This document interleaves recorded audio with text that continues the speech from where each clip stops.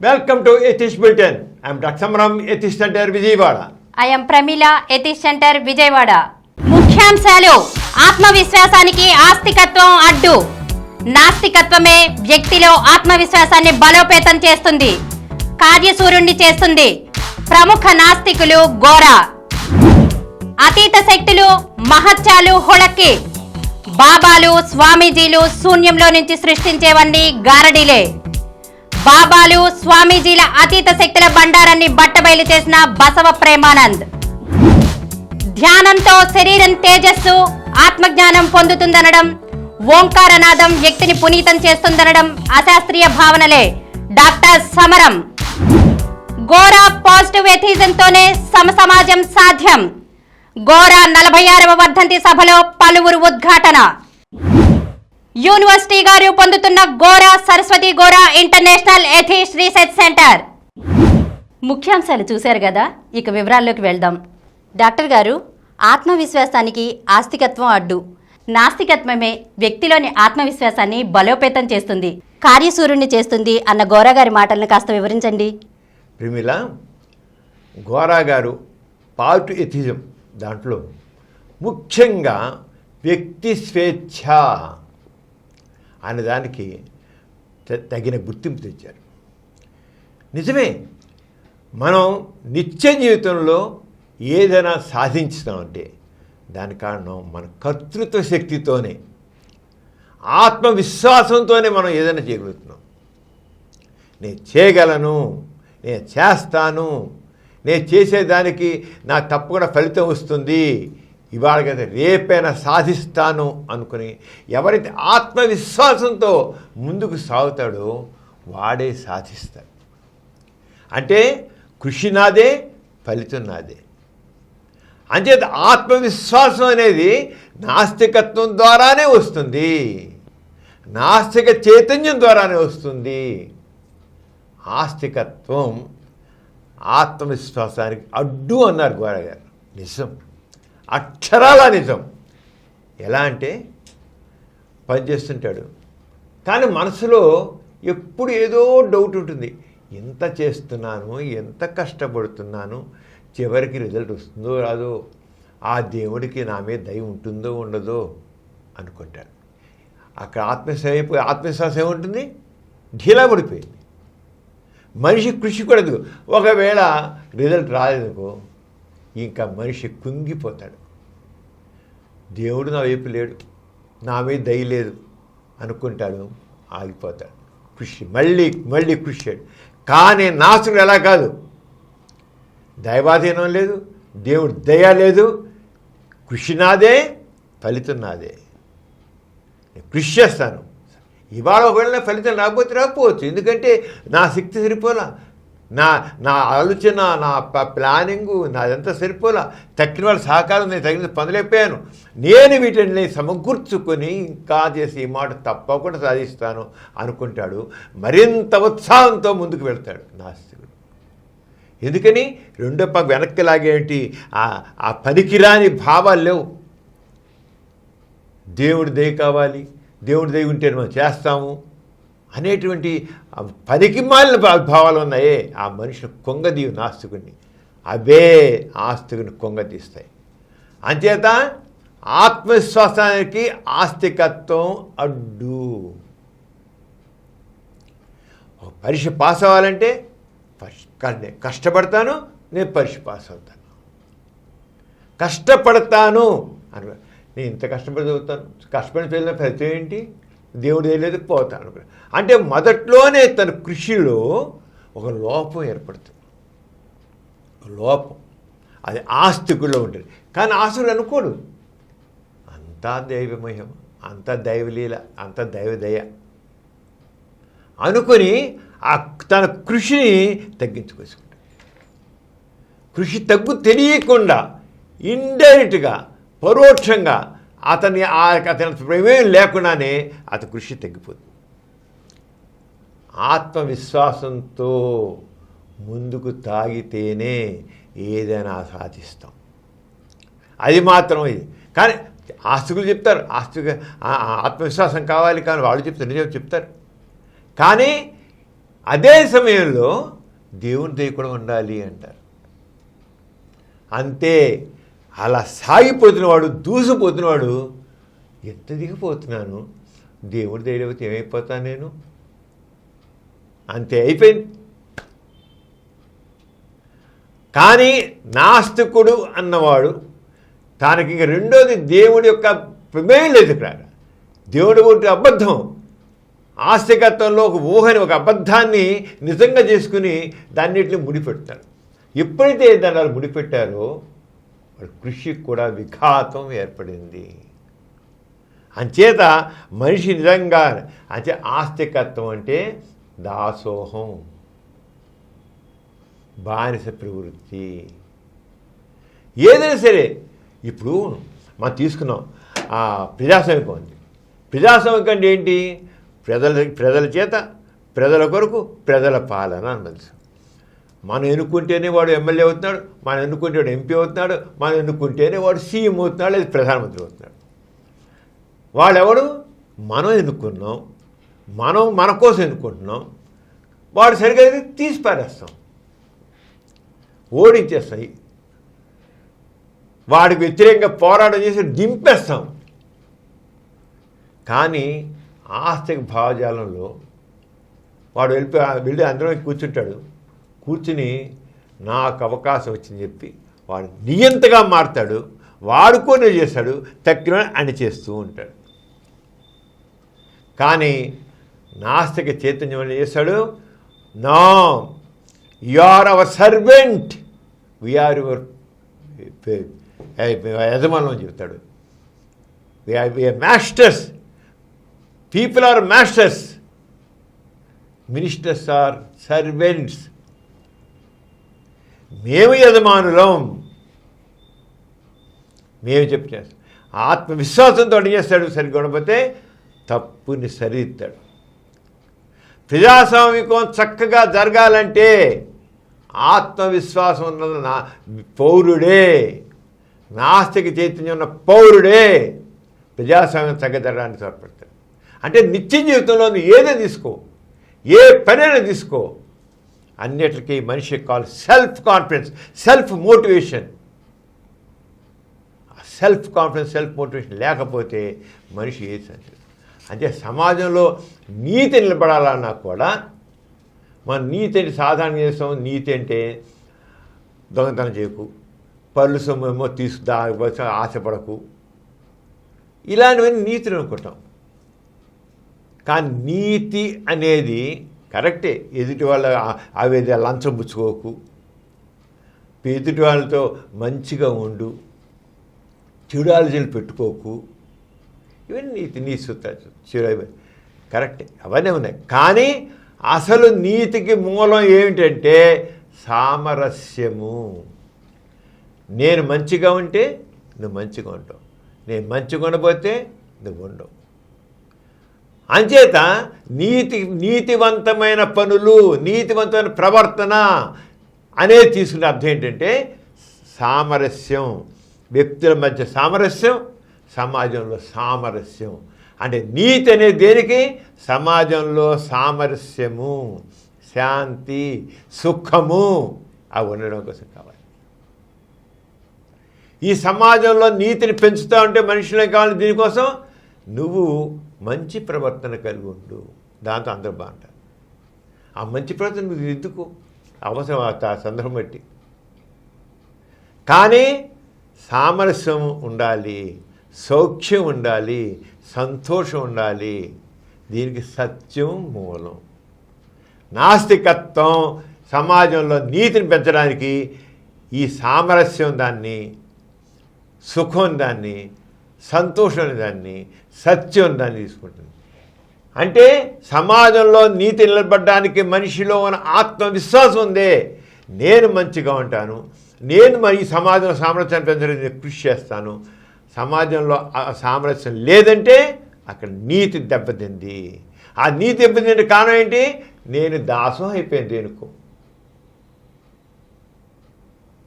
ఆత్మవిశ్వాసంతో మంచి ఆలోచనతో ఉంటాడు. అంటే సమాజంలో సామరస్యం ఉండాలన్నా, సుఖం ఉండాలన్నా, మనిషి ఐ కెన్ అనే భావం పెంచుకోవాలి. అది నాస్తికత్వం ద్వారా వస్తుంది. నాస్తిక చైతన్యం ద్వారా వస్తుంది.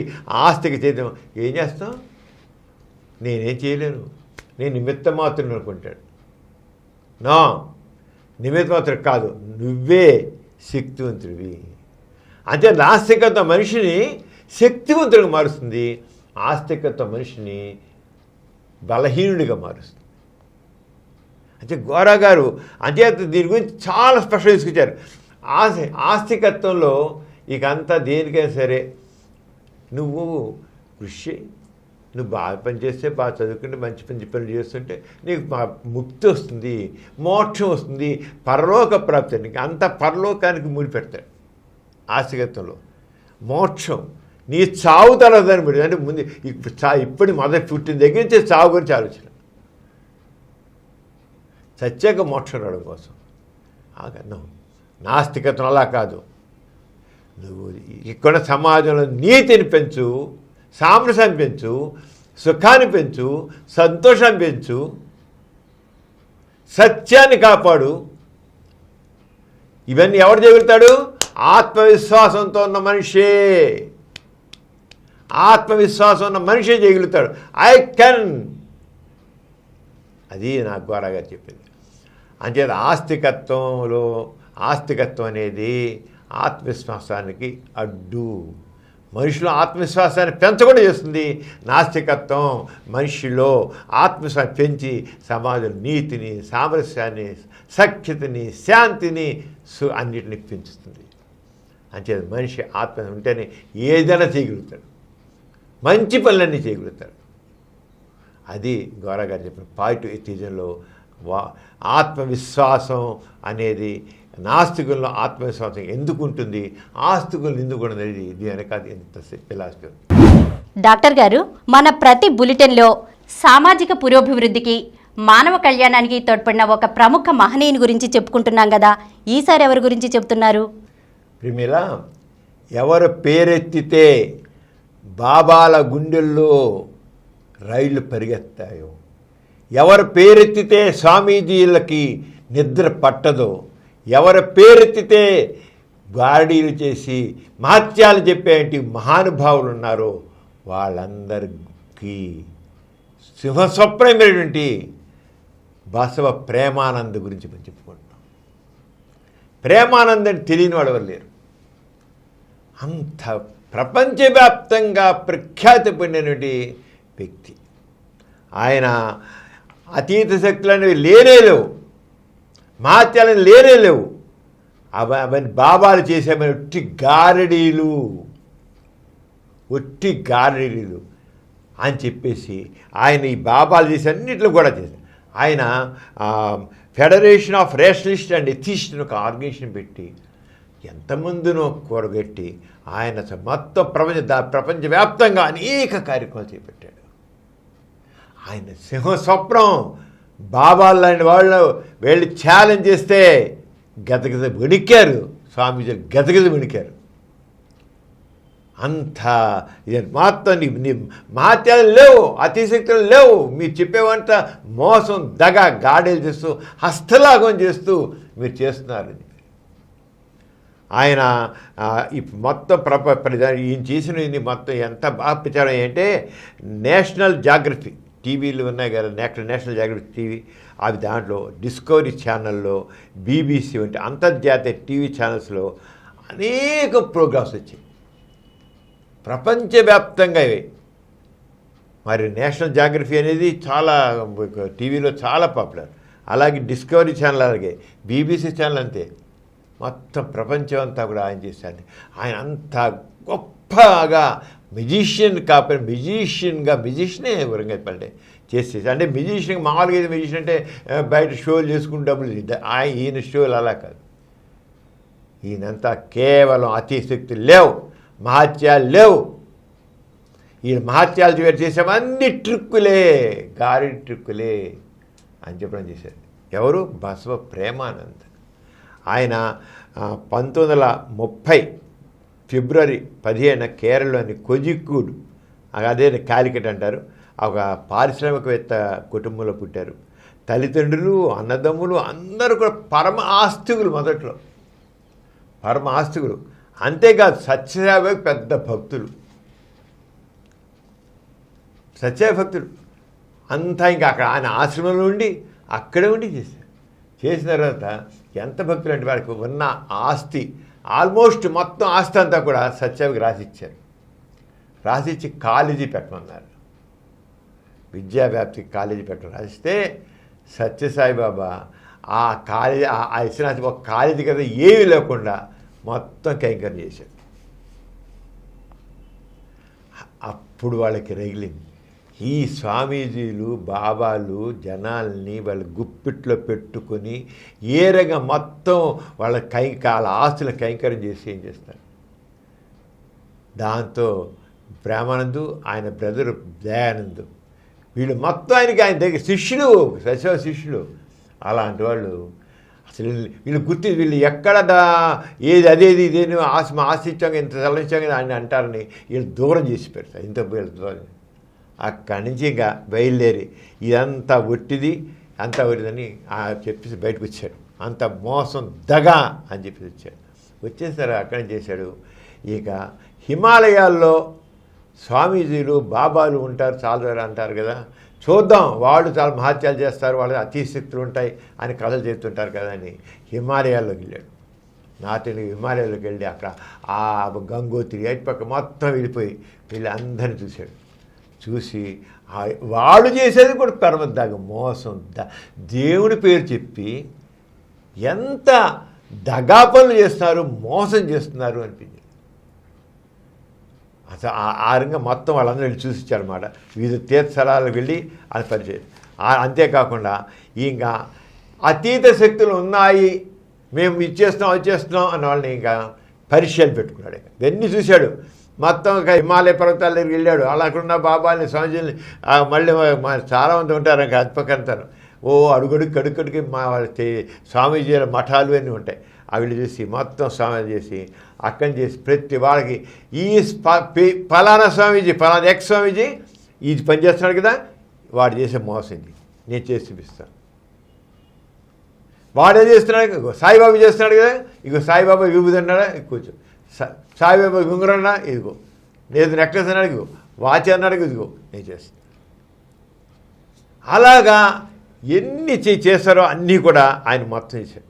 ఆ రకంగా చేసి అక్కడి అనుకోకుండా ఆయనకి కొవ్వూరు గారు, అబ్రహాం కొవ్వూరు, ఆయన పరమ రేషనలిస్ట్ హేతువాది నాస్తికుడు కొవ్వూరు. ఆయన 1969లో కొవ్వూరుతో పరిచయం అయింది. పరిచయం అయితే కొవ్వూరేమో రేషనలిజం గురించి, హేతువాదం గురించి, నాస్తికత్వం గురించి ఆయన ప్రచారం చేస్తుంటే ఆయనతో పాటు ఉండి ఇక మూఢనమ్మకాల నిర్మూలన కోసం, ఈ మహత్యాల మనస్తత్వం పోగొట్టడం కోసం అని ఆయన ప్రతి ప్రోగ్రాంలో ఈయన చేసి చూపించమన్నట్టు. అలాగ 1969 నుంచి 70-75లో కొవ్వూరు గారు పోయారు. పోయినప్పుడు ఇంకా కొవ్వూరు గారు మరణంతో ఆ ఉద్యమాన్ని ఆయన భుజాన్ని వేసుకుని, హేతువాద ఉద్యమాన్ని అంతా భుజాన్ని వేసుకుని, మూఢనమ్మకాల చేసుకుని మొత్తం భారతదేశంలో ఉన్న రాష్ట్రాలను తిరిగాడు. అంతేకాదు ప్రపంచంలో 48 దేశాలు తిరిగాడు ఆయన. 48 దేశాలు తిరిగి ఆ దేశాలు చేసినాడు. ఇక ఇంతే కాకుండా యూరోపు, అమెరికా, ఆస్ట్రేలియా, ఆఫ్రికా అలాగ 40 దేశాలు పెట్టి చేశారు. ఈ చేసినప్పుడు ఇలా తిరుగుతున్నప్పుడు ఆయనకి జేమ్స్ రాండి, ఈయనలాగానే జేమ్స్ రాండి కూడా మహత్యాల మనసు ఒట్టిది లేవును. ఆయన యాక్చువల్ యూరీ గెల్లర్ అని ఒకడుండి, నాలో అతి శక్తులు ఉన్నాయి, నాలో నాకు ఎక్కడో గ్యాలక్సీల్లో ఉన్న వాళ్ళు నాకు సహాయం చేస్తున్నారు, ఇక్కడ కాదు పెద్ద ఎక్కడో ఉన్నవాళ్ళు అనమాట. చేసంపి వాడు నేను ఇలా స్పూన్ పట్టుకుంటా, ఈ స్పూన్ పట్టుకు ఇలా చూస్తుంటే నా కంటి శక్తి అది ఇలా వంకరైపోతుంది, మళ్ళీ నేను కళ్ళు అలా అవుతుంది అని ఇలాంటి ఎన్నెన్నో ట్రిక్కులు. టీవీలో ఆయన ఎంత పాపులారిటీ సంపాదించాడంటే, అమ్మ బాబోయ్ ఎంత మహిమలు ఉన్నవాడా, ఎంత గొప్పవాడని మొత్తం ఆయన పోవడం. ఇంకా ఆస్తికులు బిజాన్ వేసుకుంటారు ఇలాంటి మాత్యాలని. వాడు ఒక బాబాలాగానే చూడండి యూరికి వెళ్ళాడు. అప్పుడు జేమ్స్ రాండి వాడు ఇదంతా మోసం అని చెప్పి ఆయన ఏం చేస్తున్నాడో జేమ్స్ రాండి కూడా చేయడం పెట్టాడు. యూరిగల్ చేసే పెద్దాన్ని ఆయన ఈయన యూరప్లోను అమెరికాలోను ఆస్ట్రేలియా పనిచేస్తూ జేమ్స్ రాండి కూడా ఆయనతో కలిశాడు. ప్రేమానంద్ జేమ్స్ రాండి ఇద్దరూ కలిసి ప్రపంచంలో 48 దేశాలు ప్రేమానంద్ తిరిగాడు. 48 దేశాలు తిరిగి బాగా ఛేదం చేశాడు. అంటే ఎక్కడ జంకు లేకుండా ఆయన ఈ సాయిబాబా చేసే ప్రతి ట్రిక్ని ఆయన చేసి ఉంచాడు. ఇంకా సాయిబాబా మీద ఆయన 1000 సాయిబాబా అక్రమాలపై 1000 పేజీల పుస్తకాన్ని వివరించాడు. 1000 పేజీలు ఆయన మహత్యాలు చేసిన ఎలా చేసిన మహత్యాలు ఇంటికి రాశాడు. 1000 పేజీలు రాశాడు సాయిబాబా కూడా. ఆయన దాదాపు 10,000 ట్రిక్కుల్ని ఆయన ప్రాక్టీస్ చేశాడు. 10,000 1 కాదు 2 కాదు 3 కాదు 10,000 ట్రిక్కుల్ని ప్రాక్టీస్ చేసి ఏది కాదు నడుగు పలానా ఎదురు అంతే అలా చేసి వచ్చాడు. అంటే మహత్యాల పేరిట చేసే మోసాల్ని దగ్గాలని ఆయన బట్టబలి చేసి చూపించాడు. ఎవరైనా సరే నేను చేస్తాను చెప్తే చేస్తాను. అది మహత్యమా? నేను మహత్యం కాదు, అది ట్రిక్కు హస్తలాగం అని చెప్పి చూసి ఆరంభించాడు. అలాగే ఎన్నో టీవీ ఇంటర్వ్యూలు ఇచ్చి అలా చేసి అంటే జనాల్లోన ఆ మహత్యాల మనస్తత్వాన్ని పోగొట్టడానికి ప్రశ్నించడం ఎలా జరుగుతుంది, ఎలా ప్రతిది ఎందుకు ఏమిటి ఎలాంటి ఆ శాస్త్రీయ దృక్పథం దాన్ని నేను పంపించారు. 1970 నుండి మనకి 1970 నుంచి ప్రేమానంద్ గారితో నాస్తిక కేంద్రం బాగా పరిచయం అయ్యింది. నాస్తిక కేంద్రం జరిగినటువంటి ఏ నేషనల్ కాన్ఫరెన్స్ కానీ ఇంటర్నేషనల్ కాన్ఫరెన్స్ అన్నింటిలోనే పాల్గొని ఇక్కడ ఆయన ప్రోగ్రామ్స్ మనం చేశారు. ఆయన ప్రతి చోట ప్రోగ్రాం వెళ్ళాక ఏం చేసి సమాధి యోగా నేను భూమిలో ఉండి కూర్చుంటాను, నా మీద మట్టి పోసేయండి, నేను ఇప్పుడు ఏదో యోగా అని చెప్పి సమాధి యోగా అని చెప్పి చేస్తుంటారు. అదంతా దైవశక్తి వల్ల నేను భూమిలో నా మీద మట్టి పోసేసిన బతుకుంటాను. ఏం లేదు. ఆయన అంతే ఎక్కడ మీటింగ్ జరిగినా సరే ఆయన మీటింగ్ సాయంత్రం మహత్యాలు పెట్టేవాడు. ఉదయం పూట సమాధి 6 గంటలు ఆయన భూమిలో కూర్చుని పెద్ద గొయ్యి వేయించేసి ఆ గొయ్యలు కూర్చి మట్టి పోసే ఉన్నవాడు. ఎక్కడ ఎవరు మట్టి పూర్తి గోతులు మనిషి పెట్టి పోయిరు. చెట్టు పైన నాటి మట్టి పోయిరు. పైన ఒక రేకు ఒక చెక్క వేసి దాని మీద పోస్తారు. ఈ గొయ్యి అంతా ఖాళీయే, అంత గాలి. మనం ఒక లిఫ్ట్లో వెళ్తాం, లిఫ్ట్ మూసేసి ఉంటుంది, మనలో గాలి ఆటలా. అలా గొయ్యి తెప్పేసి ఆ గొయ్యిలో గాలి ఉంది, అది ఒక 6 గంటలు 8 గంటలు 10 గంటల దాకా ఆ గాలి సరిపోతుంది. తర్వాత తీస్తారు, లేదు అమ్మ గోతి పెట్టుకో.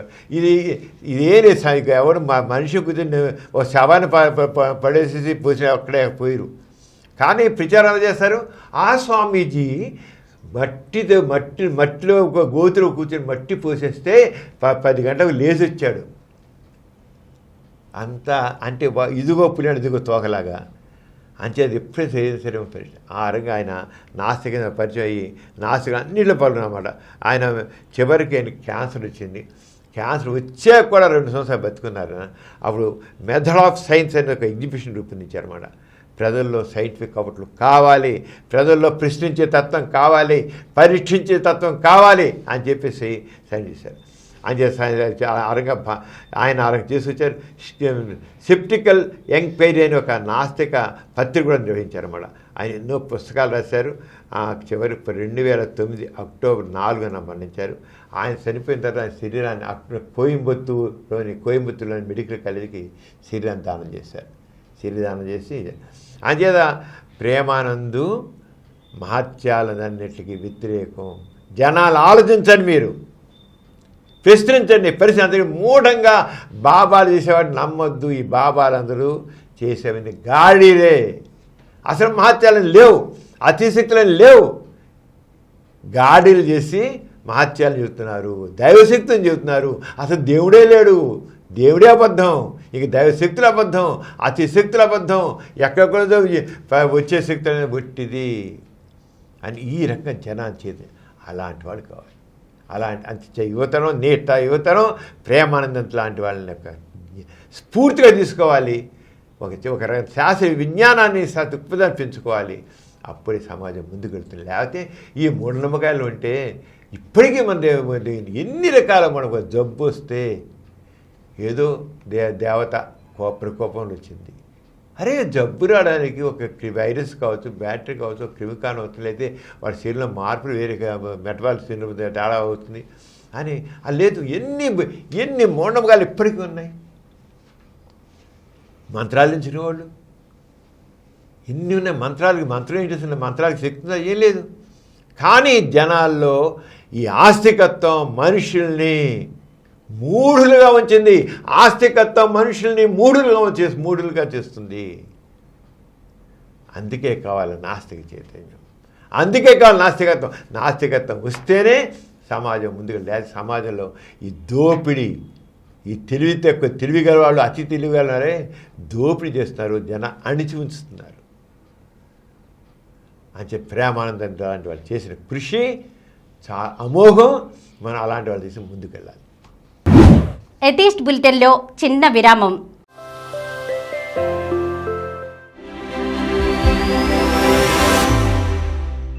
ఎందరో వినియోగదారులు, అందరికీ వందనాలు. ఇలాంటి ఛానల్స్ వల్ల, ఈ సోషల్ మీడియా వల్ల ఎంతోమంది వినియోగదారులకి అవగాహన కలుగుతుందన్న ఒక మంచి ఉద్దేశంతో ఈ కార్యక్రమాన్ని ప్రారంభించాం.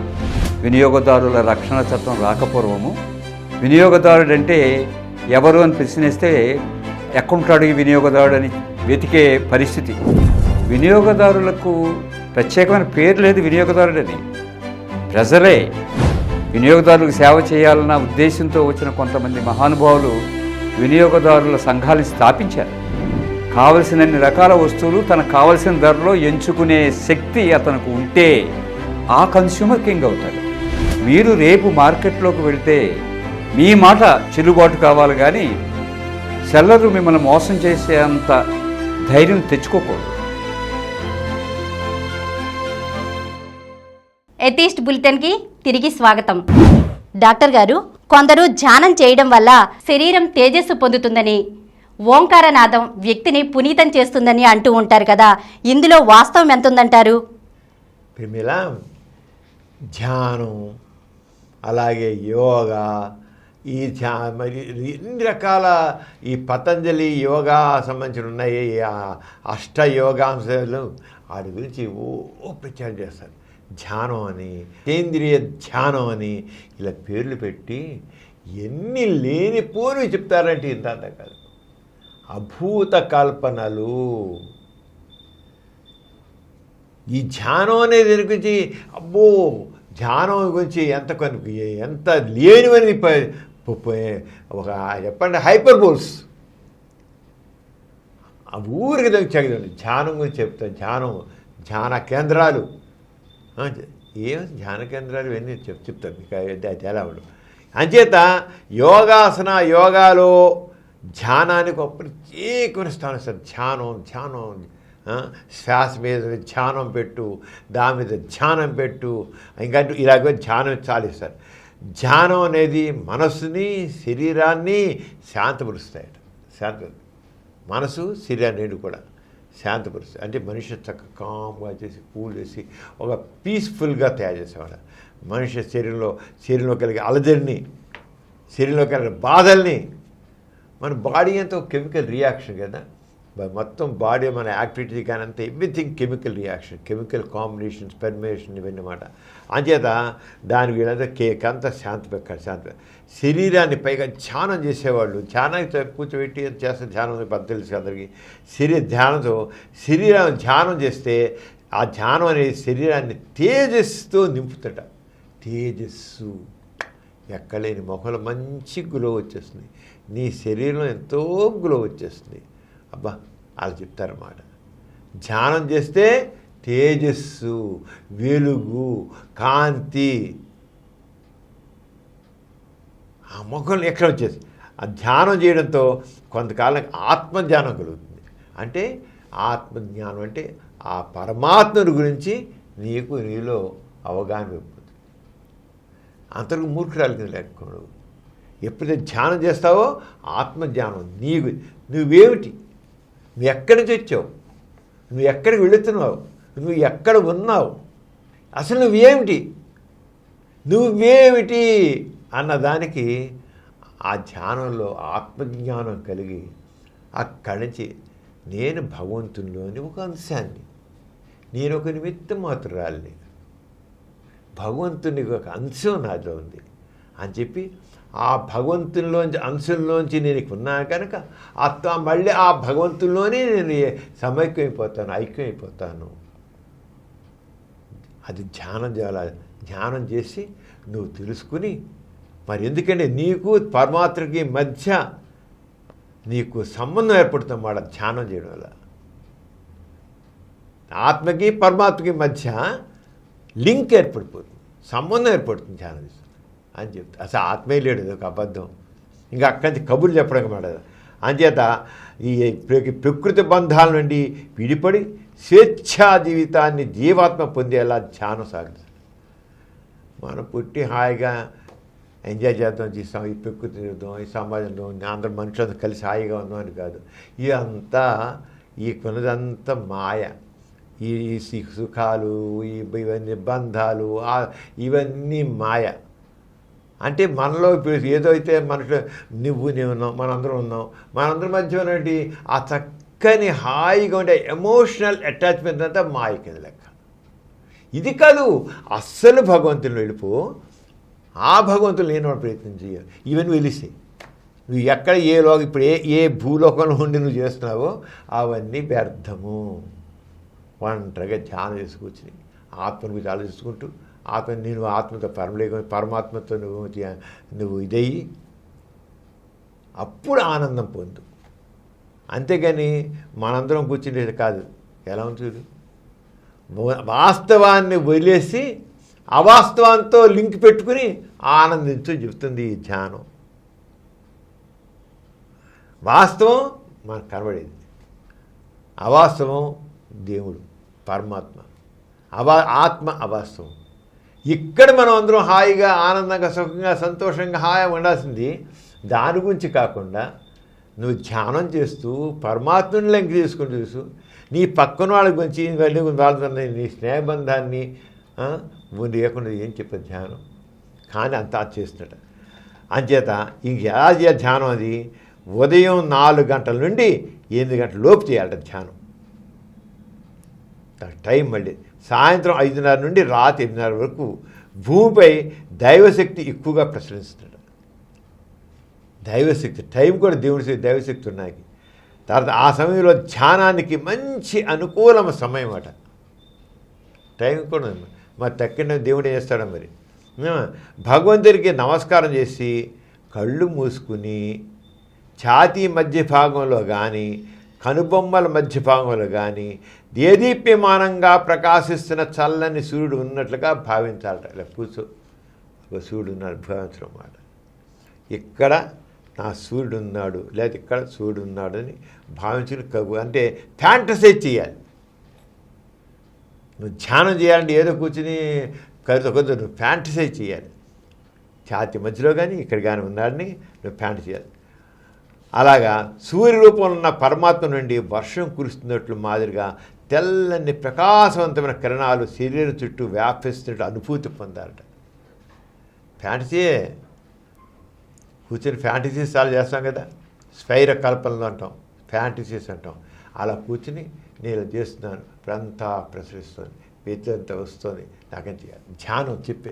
అంటే ఈ ధ్యానం అనేది మనిషిని ఎలా మెస్మరైజ్ చేసి మాటల గాడితో మనిషిని ఎలా చేస్తారో అవుతుంది. మాటల గాడి ధ్యానం అని. ఇక ఆ కిరణ చల్లని ప్రశాంతత కలిగిస్తున్నాడు, ఆహ్లాదంగా ఉండాలట. అలాగా మనసులో ఇతరత్ర ఇటువంటి ఆలోచనలకి తావు ఇవ్వకుండా పరమాత్మ నుండి ఓం అనే దివ్యనాథం వినిపిస్తున్నట్లుగా భావించాలట. చూడు వస్తువును కూడా మనం భావించుకోవాలి. ఓం ఓం ఓం అని దద్దరిల్లేని శబ్దం వస్తాయని భావించాలి. ధ్యానం చేస్తున్నాడు భావించాలి ధర్మంగా. అలా ప్రతిసారి ఓంకార నాదం వచ్చినప్పుడల్లా కొన్ని కోట్ల కాంతి కిరణాలు శరీరం అంతా వెదజల్లినట్లు భావించాలట. ఓం ఓం అంటే కాంతి కిరణాలు వెదజల్లుతాయండి. ఆ ధ్యానం చేస్తున్నంతసేపు గది చీకటిగా ఉంటే మంచిదట. ఆ గదిలో ధ్యానం చేస్తున్న వ్యక్తి తాను ఒక్కడే ఉన్నట్లు, భగవంతుడు తనతోనే ఉన్నట్లు అనుభూతి పొందాడట. అలా ధ్యానం ఎంతసేపు చేస్తే అంత మంచిదట. ఈ ధ్యానము యోగా ఇవన్నీ ఎలా అంటే మనిషిని రియాలిటీ నుంచి ఎస్కేప్ చేస్తున్నాయి. ఎస్కేప్ రియాలిటీ నుంచి నీకున్న త్వరో నుంచి కూడా నేను దూరం చేస్తాను. మానవ సంబంధాలని మంచిగా పెంచాల్సిన చోట నేను ఇంట్రోవర్టెడ్ చేస్తుంది ఇలాంటి నేను ఇంట్రోవర్టెడ్ అంటాను. తన వరకే ఒక రకమైన స్వార్థపడు, నేను నా సుఖం అంతేగా మనందరూ చక్కగా ఉండాలి, ఎలా ఉందాం ఏమిటి అనేది కాకుండా ఆ ధ్యానంతో ఏం చేసింది, నాకు సుఖం కావాలి, నా మనసు ఎంత కావాలి, నేను మనసు భగవంతుడి దయ నాకు పొందాలి, దైవ కవిత నేను దైవం పొందుతుని అనుకోవాలి. ఈ ఆరాటం తన వరకు. సమాజం నేనే కాదు, ఈ సమాజం మొత్తం చక్కగా ఉండాలి, అందరూ హాయిగా ఉండాలి, అందరూ శాంతిగా ఉండాలి, అందరితో పాటు అందరి కోసం ప్రయత్నం చేస్తానని అనిపించడం నాస్తికత్వం. నేను ఉండాలి ఆస్తికత్వం. అది స్వార్థం, ఇది నిస్వార్థం. కానీ ధ్యానం అనేది ఎంతో ఈ ధ్యానం జనం చూడు ఎలా ఉంటారు ఇక అంటే ఒక శాంతి ఒక శాంతి చక్కగా అందరూ మంచి ఆలోచిస్తాం, మంచి బుద్ధులతో, సహకారంతో, సద్భావంతో, సహనంతో, సత్శీలంతో ఎందుకు అనుకుంటారు. అలా కొందరు ధ్యానంలో పరమాత్మ మీద కాకుండా శ్వాస మీద ధ్యాస పెట్టమంటారు. ధ్యానం అంటే శ్వాస మీద ధ్యాస అంటారు. అందుకనే శ్వాస మీద ధ్యాస, శ్వాస గోడ మీద రాసుకుంటారు. శ్వాస మీద ధ్యాస పెట్టు ఆ ధ్యానం వందరని. మనిషి జీవించడానికి మూలం ప్రాణం ఉంటేనే చైతన్యవంతమైన జీవి. ధ్యానం చేసినప్పుడు ప్రాణం జీవుడి నాసికారంధ్రాల ద్వారా దేహంలోకి ప్రవేశించి దేహమంతా ప్రయాణించి దేహానికి ప్రాణశక్తిగా పూరించి మనిషిని తేజవంతం చేస్తున్నట. ప్రాణం అంటే అది వీళ్ళ డెఫినేషన్. ఏమిటిది? మనిషి జీవించడానికి మూలం ప్రాణం. కరెక్టే. ప్రాణం అంటే మరి గుండె కొట్టుకుంటుంది, మెదడు పనిచేస్తుంటే మన శరీరంలో మొత్తం బాడీలో మెటబాల్ సిస్టమ్ అంతా బాగా చేసి ఇంజెక్షన్ బాగా పనిచేస్తే అన్నీ చాలా బాగుంటుంది. అంతే మూలం ప్రాణం ఉంటేనే చేతనతో జీవి. ప్రాణం ఉంటేనే జీవి, అంతే కదా. ప్రాణం పోతే మన చేతనతో జీవవాడు నిర్జీవమైన చేయబోతాడు. ధ్యానం చేస్తున్నప్పుడు ప్రాణం జీవుడి నాసికారంధ్రాల ద్వారా దేహంలోకి ప్రవేశించి దేహమంతా ప్రయాణించి దేహానికి ప్రాణశక్తిగా పూరించి మనిషిని తేజవంతం చేస్తున్నాడు. మనం ధ్యానం చేస్తుంటే ఆ జీవుడు ఇక్కడి నుంచి ఆత్మ, జీవుడు అంటే ఆత్మ అన్నమాట, ఎలా లోపలికి వెళ్తున్నాడు ధ్యానం చేస్తుంటే. ఆత్మ అనేది ఒకటి కల్పన, ఆత్మ అనేది ఒకటి కల్పన పని ఏం లేదు. కానీ ధ్యానం చేసి ఆత్మ లోపలికి వెళ్తున్నాడు. మరి టెక్నాలజీ ఆత్మ ఉండదన్నమాట, ధ్యానం చేస్తున్నప్పుడే వెళ్తున్నాడు అన్నమాట. వెళ్ళి శరీరం అంతా చాలా శక్తివంతంగా మారుతున్నమాట. దేహానికి ప్రాణశక్తి పూరించి మనిషి తేజవంతం చేస్తున్నాడు. ఇలా ప్రాణం ముక్కు ద్వారా శరీరంలో ప్రయాణిస్తూ తిరిగి శరీరాన్ని బయటకు వస్తూ ఎంతో గొప్పతనాన్ని కలిగిస్తున్నాడు. అంచేత ఈ ముక్కుతో గాలితి ఈ ముక్కుతో వదులు, ఈ ముక్కుతో గాలితి ఈ ముక్కుతో వదులు. అసలు తెలుస్తుందో ముక్కులే లేవు, ఈ రెండు రంధ్రాలు ఇంత దూరం అలాగానే మొత్తంగా ఒకటే దారి. ఎక్కువ ఒక అడ్డుగోడ ఉంది, ఇదంతా మొత్తంగా ఒకటే గొట్టానికి మధ్య ఇంత దూరం ఉంటుంది. దాన్ని నేసల్ సెప్టం అంటాం. ఇది లోపలిదాకా ఏం లేదు, ఇదే ముక్కు అది ఇది ఒక రంధ్రం ఈ రంధ్రాల మధ్య గోడ వచ్చింది, కానీ రంధ్రం వచ్చింది. ఆ గోడ కూడా ఎందుకే అంటే ఈ ముక్కు షేప్ ఇలా ఉండడం కోసమని, ఈ షేప్ కోసం గోడ ఏర్పడింది. అంతకీ ఈ ముక్కు కోసం ఈ ముక్కు అని కాదు. ఆ మాత్రం నడివి కూడా తెలియదు వీళ్ళకి, జస్ట్ షేప్ కోసం. కొంత చట్టి ముక్కుళ్ళు ఉంటారు, చెట్టు ఇలా ఉంటుంది వాళ్ళకి, ఇది గోడ పోయింది, నేస చెప్పడం లేదు. ఈ షేప్ కోసం, షేప్ ఎంతవరకు ఉంది మనకి? ఇంతవరకు ఉంది. ఈ దాటకి లేక ముక్కు లేదుగా, అదే అక్కడికి ఇంకేం లేదు. ఇది దూలం, అందుకే దీన్ని ముక్కు దూలం అంటారు. ఇంటికి దూలం ఎలాగైంది. దీనికి ఏం చెప్తారో ప్రాణం, ఈ ముక్కుతో గాలి, ఆ ముక్కుతో ఈ ముక్కుతో గాలి. ఎంత అసలు అన్సైంటిఫిక్ అశాస్త్రీయమైన విషయాలతో జనాల్ని పిచ్చోళ్ళు చేస్తున్నారు. ఇలా ఇవన్నీ అశాస్త్రీయ శాస్త్రాలు. ఇలా చెప్పుకుని పోతుంటే ఈ పిరమిడ్ ధ్యానం, ప్రాణికి ఇవన్నీ అంత హంబకే. కల్పనలు సృష్టించేసి మనుషుల్ని ఎలా చేయాలని అడుగుతున్నాడు. అంచేత నీకు జీవనాధార శక్తి ధ్యానంతో కనుక ధ్యానం వల్ల ఆధ్యాత్మిక జ్ఞానం అలవడమే కాక శారీరక దాడి కూడా కలుగుతుంది. అంచేత ఈ ధ్యానం అనేది కేవలం అశాస్త్రీయం. ధ్యానం అతీంద్రియ ధ్యానం అంటూ మన అతీంద్రియ ధ్యానం కూడా పెడతాం. అంటే అతీంద్రియ ధ్యానం అంటే దేవుడి గురించి, పరలోకం గురించి, మనకి అంతుపట్టని మన ఇంద్రియాలకి గోచరించినటువంటి జ్ఞానోధ్యానం అనేది ధ్యానం ద్వారా వస్తాయి మేడం. అంచేత ఇవన్నీ కావాలి. నీకు మనం చాలా రకరకాల పనిచేస్తే బ్రెయిన్లో, మన మెదడులో ఆ కెమికల్ చేంజెస్ వల్ల వాటి వల్ల కొంత మన స్ట్రెస్ ఫీల్ అవుతుంది. ఈ స్ట్రెస్ ఎప్పుడైతే మనకి ఎక్కువ పని ఒత్తిడి అవ్వచ్చు, లేకపోతే మన రకరకాల ఎమోషనల్ ఇది కావచ్చు, అప్పుడు స్ట్రెస్ హార్మోన్స్ రిలీజ్ అవుతాయి. ఏమాత్రం స్ట్రెస్ హార్మోన్స్, ఆ స్ట్రెస్ హార్మోన్స్ వల్ల మనకి బాడీలో ఇమ్మీడియట్గా చేంజెస్ వస్తాయి. మనం చెప్తాం బాడీ అంతా కెమికల్ రియాక్షన్. వీటికి మనం ఏం చేస్తాం, ప్రతిదానికి స్ట్రెస్ ఒకవేళ పని వల్ల కానీ దేనివల్ల కానీ మనం చాలా చూంటే కొద్దిగా రిలాక్స్డ్గా మనం ఎప్పుడైనా రిలాక్స్ రిలాక్స్ రిలాక్స్, కోపం వస్తే రిలాక్స్ రిలాక్స్ అంటాం. ఎప్పుడైతే మనం ఈ ధ్యానం అవసరంలా రిలాక్సేషన్ టెక్నిక్ ఉంది. రిలాక్సేషన్ టెక్నిక్ అని మామూలుగా డాక్టర్స్ అని చెప్తారు. ఆ రిలాక్సేషన్ టెక్నిక్ అక్కడ దేవుడితో ముడి ఆత్మతో ముడిపడి ఉండదు, అతీంద్రియ ధ్యానం అంటూ ఉండదు, ఏమి ఉండదు. రిలాక్సేషన్ మనసుని ప్రశాంతపరిచే టెక్నిక్. ఆ మజిల్స్ ఆ టెక్నిక్ ద్వారా చేస్తే మనలో ఏ అయితే టెన్షన్స్ వచ్చాయో అవన్నీ చెబుతున్నాం కదా. మన శరీరంలో ఏమైనా భయం, కంగారు, గాబరా, గుండెదర ఇవన్నీ వచ్చాయంటే కారణం అంటే స్ట్రెస్ హార్మోన్స్ రిలీజ్ అవ్వడం. ఎప్పుడైతే నువ్వు ఆ మనసు రిలాక్సేషన్ చేస్తే ఇవన్నీ తగ్గిపోతాయి. మనం మనసును ఉల్లాసంగా ఉంచినకో ఫీల్ గుడ్ హార్మోన్స్ అని ఉంటాయి మన శరీరంలో. డోపమైన్ ఉంటుంది, ఆక్సిటోసిన్ ఉంటుంది, సెరటిన్ ఉంటుంది, ఎండార్ఫిన్స్ అని ఉంటాయి. ఇవన్నీ బాడీని ప్రశాంతంగా ఉంచుతాయి. మనం ఈ ధ్యానం కంటే మన వీటి వల్ల మనకి ఎక్కువ ఫలితం ఉంటుంది. ఎప్పుడైనా మనిషి హుషారు ఉల్లాసంగా ఉంటే హుషారు వాళ్ళకి ఏమీ అవసరం లేదు.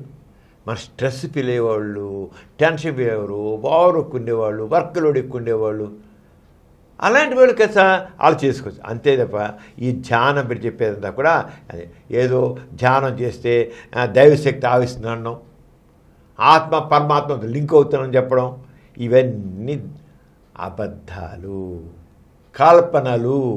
అంచేత ధ్యానం పెట్టడానికి ఈ నువ్వు రిలాక్స్, మనసుని రిలాక్స్ ఉంచుకో, డైవర్ట్ చేసుకో, ప్రశాంతంగా ఉంచుకో అని చెప్పొచ్చు. కానీ ఆత్మ వెళ్ళి పరమాత్మ లింక్ అవుతుంది, పరమాత్మ యొక్క లింక్ వస్తుంది, నీ ముఖం అంతా తేజస్వంతం అవుతుంది, నీ శరీరం అంతా తేజవంతంగా అవుతుంది, నీకు ఎంతో ఇదైపోతుంది. ఎందుకు ఇవన్నీ అబద్ధాలు చెప్పడం?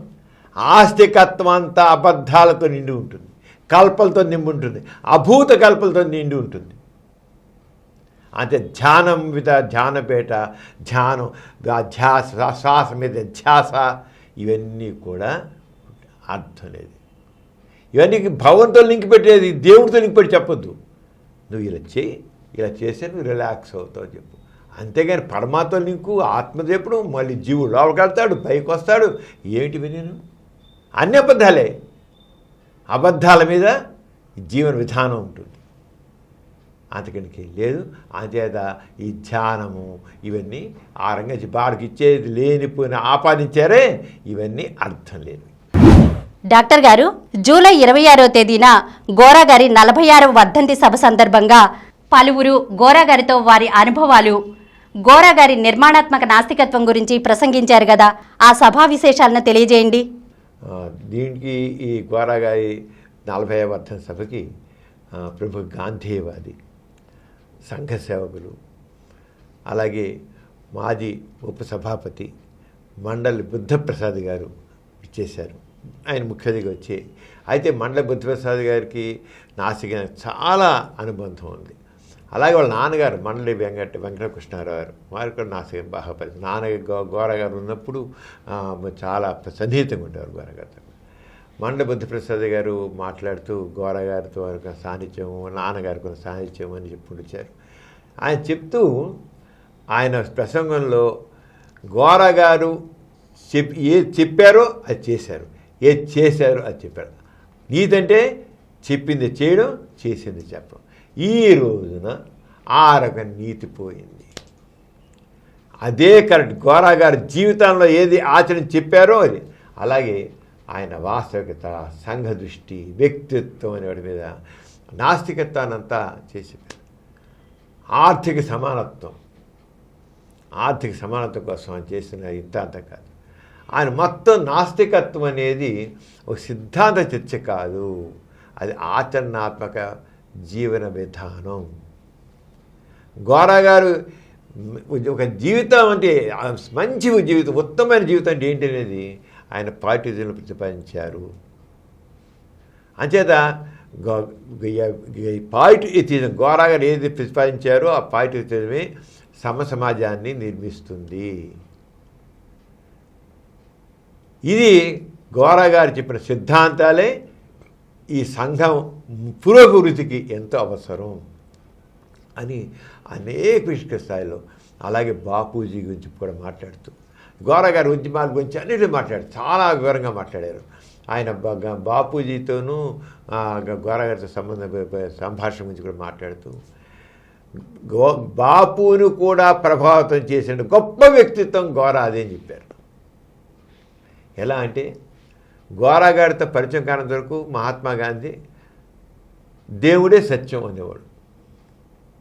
దేవుడే సత్యం అన్నవాడు ఎప్పుడైతే గోరా గారితో మాట్లాడారో ఆయన సత్యమే దేవుడు అన్నాడు, మార్చేశాడు.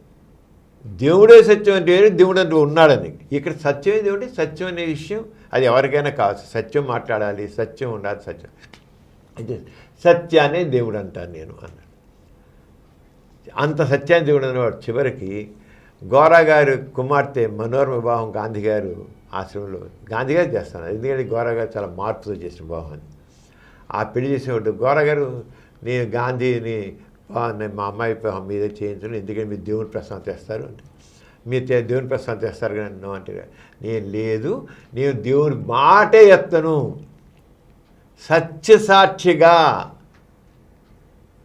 సత్యసాక్షిగా మేము పెళ్లి చేస్తామని ప్రమాణం చేస్తాం అంతే. అంటే ఆయన చివరికి దేవుని కూడా చేశారు గోరా గారు.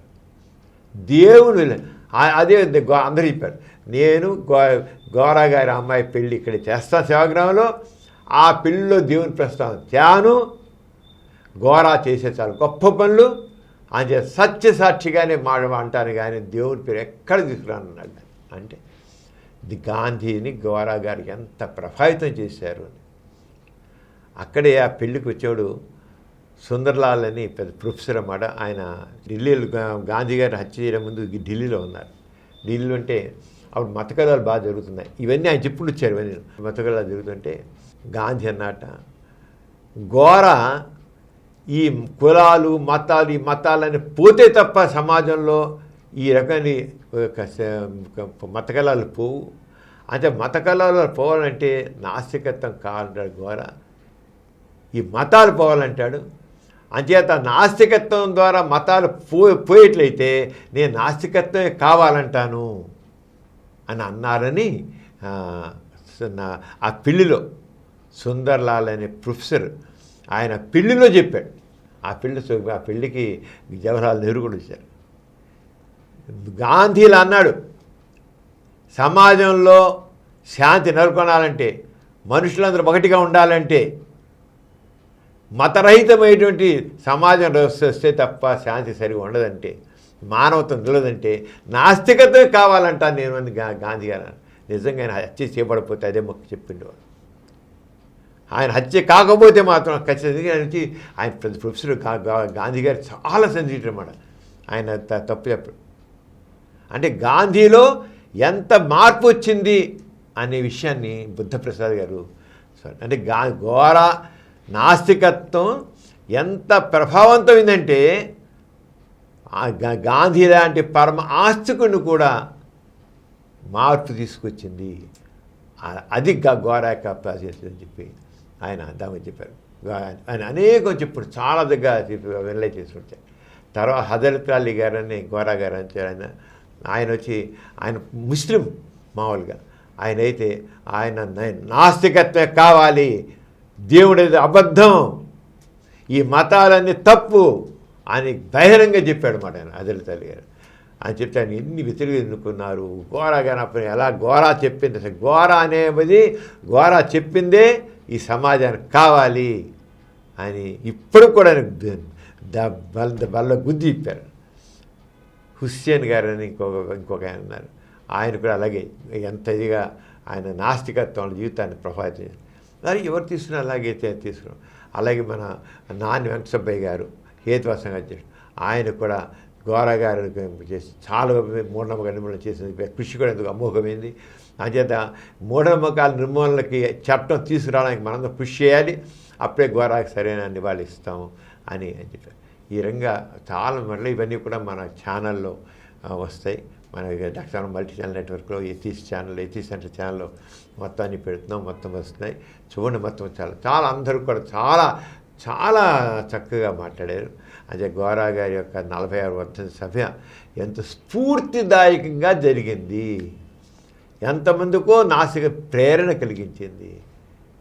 చాలా అది మొత్తం మనం డాక్టర్ మల్టీ ఛానల్ నెట్వర్క్లో ఫేస్బుక్లో లైవ్ కూడా పెట్టాం.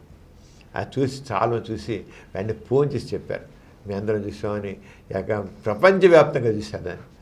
చూసి వాళ్ళందరూ కూడా చాలా ఫోన్ చేసి చెప్పారు, చాలా తగ్గ ఉన్నాయి అంత విధంగా చెప్పేసి మాట్లాడారు. అలాగే అప్పుడు నాసికలు జరిగే కార్యక్రమాలు కూడా దాదాపు అన్నీ కూడా మనం అక్కడ నాసిక మన మామూలు మీటింగ్స్ అన్నీ కూడా మనం డాక్టర్ మల్టీ ఛానల్ నెట్వర్క్ దాంట్లో ఫేస్బుక్లో లైవ్ కూడా పెడుతున్నాం. ఆచారంగా అందరినీ కూడా చూడాలని కోరుతున్నాను. ప్రిమీల ఇవాళ చాలా విషయాలు చెప్పుకున్నాం. మనము డాక్టర్ మల్టీ ఛానల్ నెట్వర్క్ ద్వారా 20 ఛానల్స్ దాకా 20 ఛానల్స్ మనం నడుపుతున్నాం. చాలా చక్కగా రిసీవ్ చేసుకుంటున్నాను. మన ఎథీస్ సెంటర్ నాస్తిక కేంద్రం సంబంధించిన విషయాలు కూడా అనేకమంది చెప్పుకుంటున్నాం. నాస్తిక కేంద్రంలో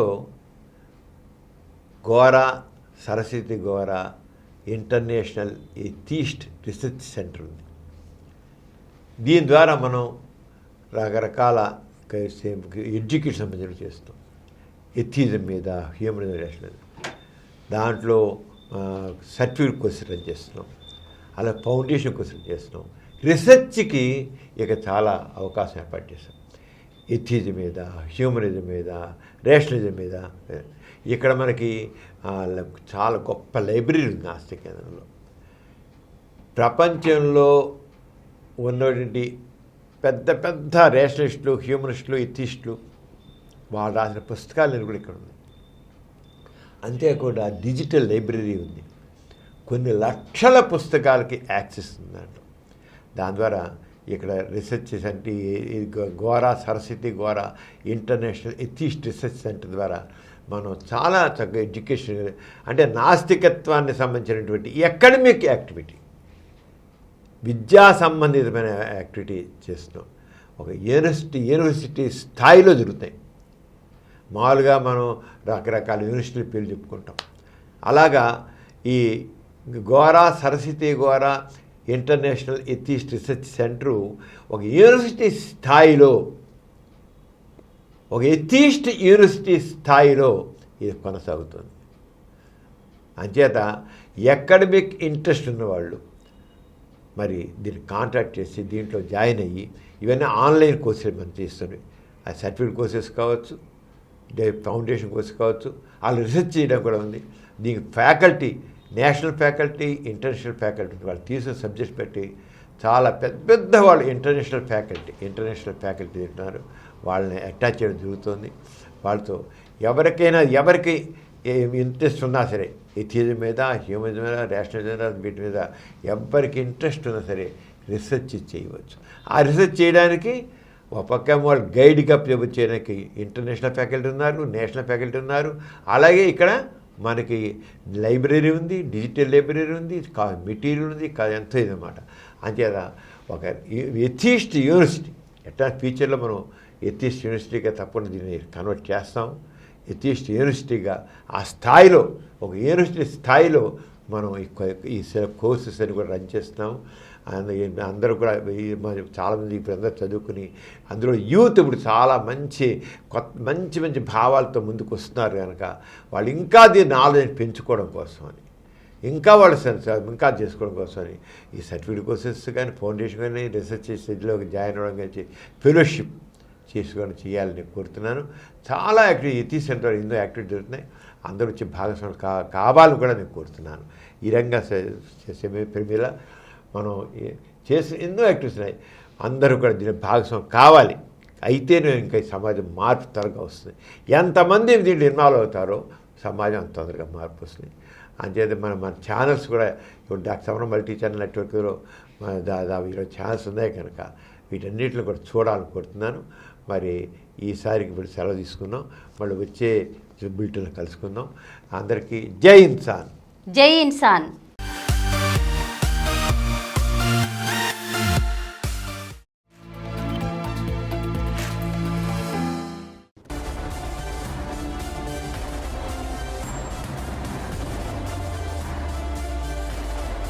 Please download Samaram multi-channel app and watch your favorite channels from your mobile. App available on Google Play Store and subscribe to the channels.